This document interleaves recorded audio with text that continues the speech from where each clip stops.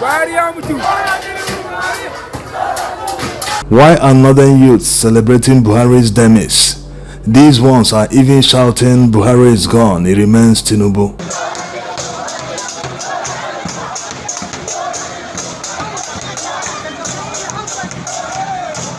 Well, the answer is not far-fetched. There are certain things you can't force on people. Northerners were the biggest victims under Muhammadu Buhari's 8-year tenure. Yes, they endured insecurity. That insecurity persists till today.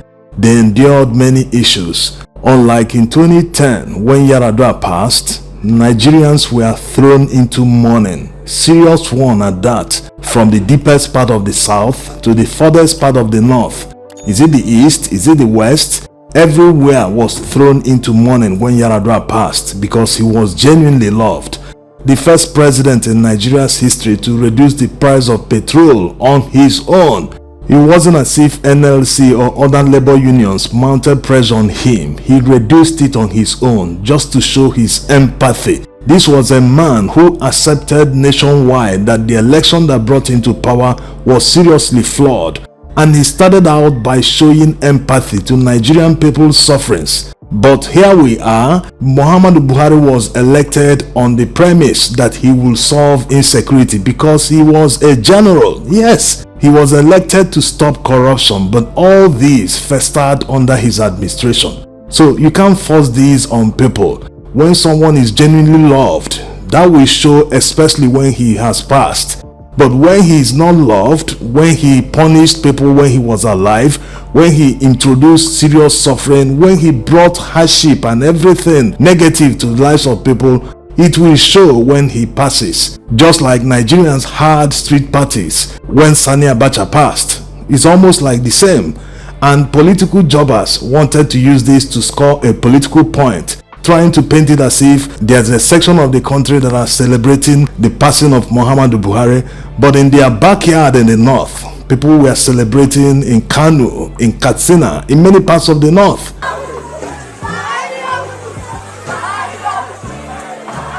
So these are the issues. The question is, are Nigerian politicians going to learn something from this? It shouldn't just end at, we love Muhammadu Buhari so much, that's why we are showing him his last respects. Are they going to learn something from it? Even his closest aides, people who were very close to Muhammadu Buhari when he was in power, they knew something was wrong under his administration. They knew something wasn't going right, but they didn't have the courage to advise him or to tell him to his face, do something this way, do this one that way. Why are you not fighting this? Why are you not doing this one? It was based on this premise that Nigerians voted for you and said, you can solve this problem better than Goodluck Jonathan. But even in his 4th year in office, people still voted for him. People who were blinded by something else, they didn't care if he actually did the job in the first term, they still voted for him. And up till 2022, when he was about to leave power, people kept defending him. Some outrageously still continued blaming Goodluck Jonathan 7 years after he left power for the failings of Muhammadu Buhari.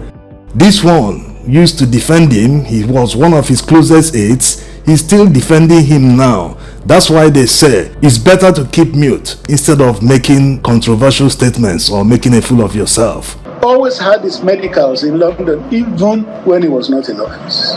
So it was not about the time he was president alone. He had always had it in London. And then you have to be alive first to get certain things changed or corrected in your country. If he had said, I'll do my medicals in Nigeria just as a show-off or something, he could have long been dead, because there may not be the expertise needed in the country. But he needed to be alive to be able to lead the country to a point where we will have that expertise. What a laughable comment. It's already a failure of governance that he was traveling abroad for medical checkup even before 2015. Yes, and all of a sudden he had the opportunity to set things right, to make sure that Nigerians have access to world-class health facilities like the ones in London and other parts of the world. But he didn't do that. He had every opportunity even to employ his doctors directly in Nigeria to pay them even more than they earn in London just to give Nigerians access to that world-class health facility. He failed to do that. Instead, they budgeted billions of naira under his administration just for Asoro Clinic, and he wasn't even using the clinic. He was still traveling abroad without giving a damn what Nigerians go through to have access to world-class Medicare. Look around the world, especially in the Western world. None of their leaders travel abroad for Medicare. Yes, it doesn't make any sense. You are in charge of all the budgets. You are in charge of building hospitals, building infrastructure, and you can't even build one that yourself will benefit from. It doesn't make any sense how Nigerian politicians reason. We are talking about your life here. Build it so that you benefit and others will benefit. But no, rather they prefer to travel abroad with massive extra codes in billions of dollars. Pay that money to other countries to have Medicare while your people suffer. With the passing away of President Buhari, politics in Nigeria will certainly change. I hope for the better. If Abdul Salami Abubakar is talking about something changing in Nigerian political space because of the demise of Muhammadu Buhari, it's also an indictment on his politics, yes. So it's not just politicians or all his aides that were very close to him that are making statements that are negative of him, yes. So no one should blame all the kids and youths running around and celebrating his demise. It's only a natural reaction. And Muhammadu Buhari wasn't just about negative things when he was in power. He did some nice things. Yes, Muhammadu Buhari made sure that all salaries, pensions, including former Biafran soldiers, he paid all of them. He was the one that proposed even more than 30,000 naira as minimum wage. It was the governors that put pressure on him because they didn't want to pay that high. So on that side, he tried his best. But that insecurity and that corruption that festered under him, Nigerians paid a huge price, mainly because it was based on these two issues that they voted massively for him. Yes, that's the reality. Many people lost loved ones. Many people cried on the streets of Nigeria because of insecurity. You can't wish all that away. Just like what is happening in Nigeria right now, every day you hear number of victims of violence, banditry and terrorism. Numbers that are higher than countries that are actually at war. Yes.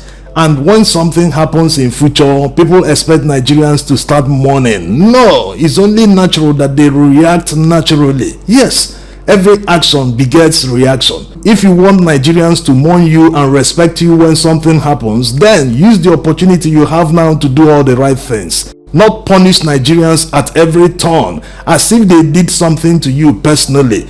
After all the money you earn as IGR and budget and throw parties and fly around the world is not your money. It belongs to Nigerian people. But when they are in control of this money, they behave as if it's their money, that Nigerians who are actually the owners of the resources, that they can be treated anyhow. Imagine someone telling Nigerians that they have been living fake lives. Can you imagine that? That's why they have to pay for the full price of petrol. Is there anything called full price? Can't you use your resources to take advantage of other countries that don't have said resources? Yes, other countries do it. Why should that of Nigeria be different?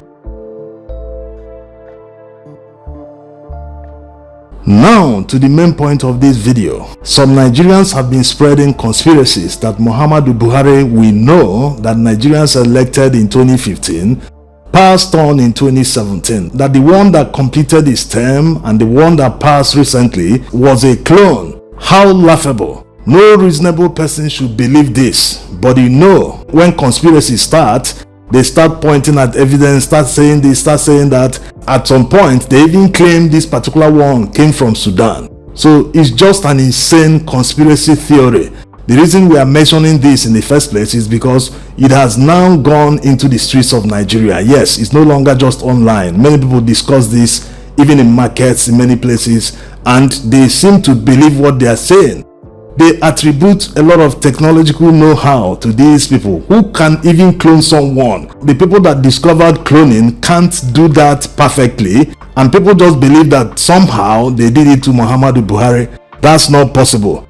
And this conspiracy theory started from one tweet that a former UK parliamentarian made, one Dr. Joyce. That tweet is unfortunately still up.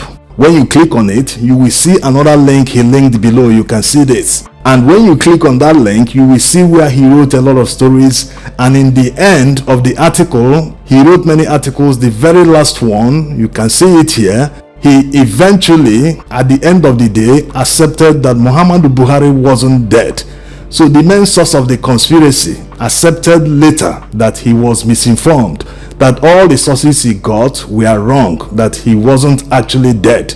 So it's not clear why he didn't delete the tweet. Despite accepting in subsequent articles that he was wrong in saying such a thing about a living person, he still didn't delete the tweet. Maybe he's pulling attention from the tweet. When you click on it, you will now see an article where he debunked his own story.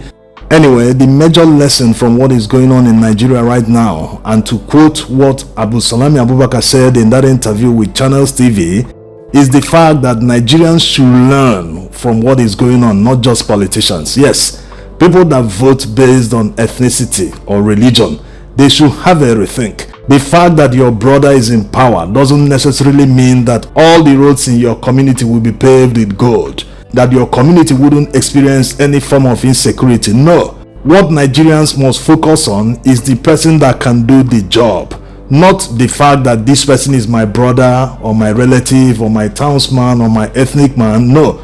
Just focus on the person who can do the job. This means that if anyone is running for office, whether it's local government chairman, governor or president, make sure you hear from the person and judge all of them, all the candidates. Make sure you make a nice pick. If you make that mistake, know that you are voting blindly, and voting blindly might bring suffering to you like Nigerians are experiencing today. Thanks for watching.